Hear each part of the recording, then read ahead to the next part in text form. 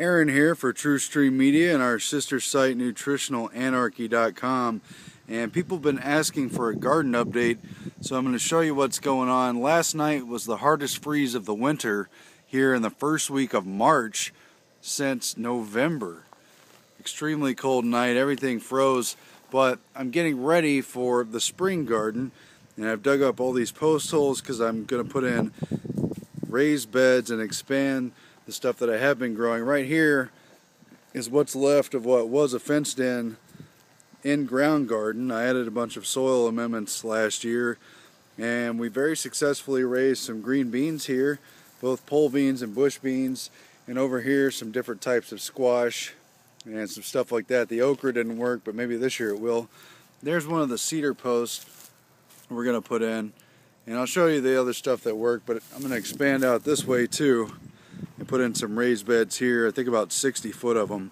Right here was the crop of the year, the one that I really didn't care very much about, the Daikon radishes, and I just grew more of them than I could even eat. A lot of them are still in the ground after a few months there, and they grew up 3-foot shoots and went to seed, which is really interesting. But they're supposed to help build the soil. The potatoes that I tried to raise in the ground ended up not working out because the freeze killed them. And the first 2 freezes they came back for, but the third freeze they never came back. So we're going to do something else with that bed, especially once we raise them up.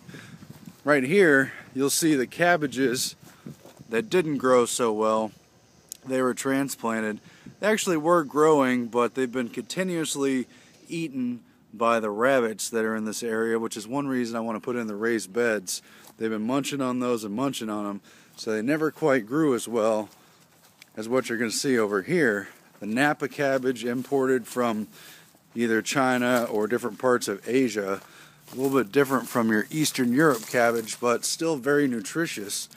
Here's those right here. The Napa cabbages have grown enormously, and they are beyond ready to harvest. In fact, they also went to seed, which a lot of these brassica plants in the same family as broccoli and kale and all these, they often go to seed when it gets cold. But these 2 Napa cabbages just grew tremendously, and they were transplants I bought at the store.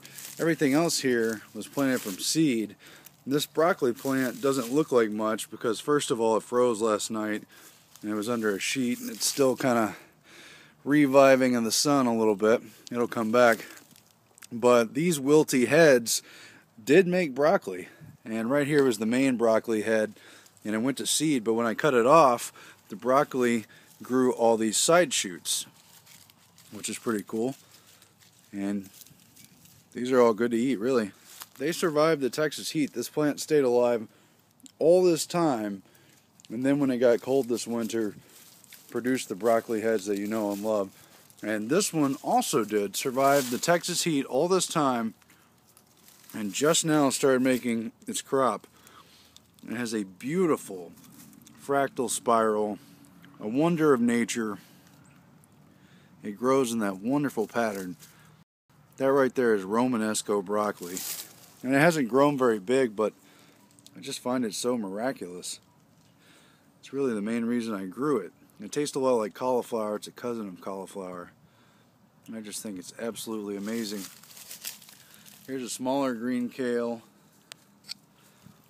And these are collards, I think, which have done pretty well in this garden. And over here we also have some red kale. And this has gotten pretty woody, stemmy, but it's been this mesclun salad mix. That's good because you just come and you cut it and it grows back and it grows back again, and you keep getting salad out of it. So I'm going to plant a bigger volume of that this year, I think. It's kind of a cool crop, but we have time for a spring. And here's more of this Romanesco that just popped up and made these amazing little designs. I've been harvesting these leaves continuously, eating them, very nutritious. Here's a little bit of the frost damage just from the last night or 2, but they've been basically very healthy. And right here is Swiss chard, one of the healthiest crops you'll find anywhere, incredibly dense nutritional value, and I think they're beautiful too. big leaves. I'm going to continue to grow those. Some of the stuff that didn't work this year were the beets and the carrots. Only a few of them sprouted, and those that did sprout got eaten by probably the rabbits. They were also on a plot that was on the side of the house that didn't have direct sunlight until midway through the day, so it's probably another reason. But you can see a lot of the store-bought soil and amendments like vermiculite that I'm getting together to build the spring garden beds. There's some of the cedar post and the concrete I'm getting ready. Right here next to my worm bin and under all this clutter, because I'm getting a lot of stuff ready, is the potato box I've built. I'm going to try one of these vertical potato boxes. You fill in the soil, you plant the seed potatoes, and they gradually grow up, and you add these boards on as the potatoes grow. It grows up the box and theoretically grows potatoes at every vertical layer on the way up. So right here is the top of my worm bin, and I've been harvesting these worms, beautiful little creatures, and then creating black gold worm castings, which are just amazing for the garden. Very great organic amendment, especially since I only put in there the organic produce that comes from our kitchen waste and then dried leaves and the like. And it's going to go great with a little bit of store-bought organic soil and also a lot of horse manure compost that's absolutely guaranteed not to contain any city sludge or anything like that. You see back here behind the potato box, I've got some basic 4x2 frames that I'm going to turn into cucumbers and add trellises to. And then over here, behind this clutter, I've got another little sprouting area.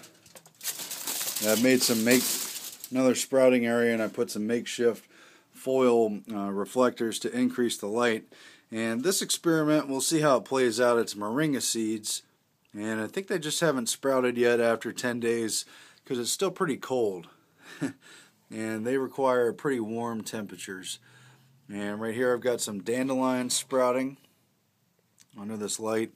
And these I'm very excited about. These are cuttings from a tree collard, sometimes known as a tree kale.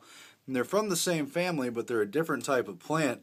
They're perennial, and once you get them growing, they will last anywhere from 3 to 20 years and produce collard-like leaves all year round, very nutritious, and they're even tolerant of Texas heat. You can see why some of these other tree collards have not started growing leaves. This one right here has, which is a sign that it's also starting to develop roots, and it's been in here about 3 weeks now. It's going to need at least 6 weeks, but probably more like 2.5 months. But once it does, it's going to be ready to go out in the garden, and it's going to grow into a tree-sized structure. It can actually grow very tall, up to 18 feet, I think. And it's going to produce more than enough of these collard leaves for the whole family. And then I'll be able to make cuttings and share with other people too. This tree collard doesn't produce seeds, but people have propagated it through these cuttings, which is a great idea. Right here I've got the sprouts started for spring transplanting. Never done transplants before, been reading about it, but I'm raising them here in this aeroponic garden, the one put out by Miracle-Gro Aero Garden Extra, which is really nice. It's got an LED light, and I put aluminum foil around it for extra light reflection. And I've got 66 plants growing here for transplant, and almost all of them are doing pretty good. They've got a little sponge medium in there. I've got some heirloom tomatoes here. Got some crimson clover, strawberry spinach. I got a couple different lettuce blends, some red romaine, a mesclun salad. Right here in red, if you could see that, I've got some amaranth growing. Off to the side on the right, I've got some celery. And they're still pretty small, so we'll see how they do. These big ones here are a variety of cucumber I'm going to try in the garden. I've got several vertical trellis gardens I'm setting up for spring. And there's some Swiss chard in there, some bell peppers that are starting to grow. And we've also got some basil, parsley, cilantro, and other herbs.